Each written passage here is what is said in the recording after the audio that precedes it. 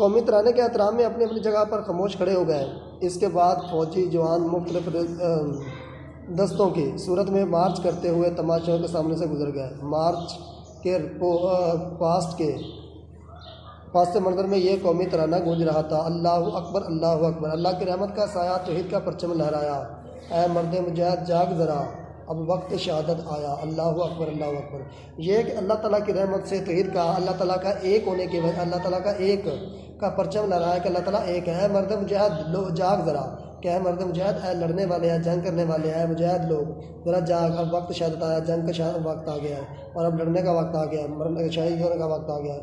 फौजी जवानों के कदमों के दमक और नगमे पुरजोश बोल दिलों में अजीब उमंग और सरमस्ती पैदा कर रहे थे। मार्च पास्ट के बाद कौमी फौजी चिप से और टैंक मैदान में आए। हम ये देख कर हैरान रह गए कि हमारे फौजी जवानों ने सिर्फ 3 सेकंड में तस्मे वाले जूते पहनकर राइफलें उठा ली और मार्च पर डटकर दिखाए। इन्होंने अपने राइफलों को खोलकर नीचे रखा और सिर्फ 15 सेकंड में इनको जोड़कर हवाई फायरिंग करके दिखाए।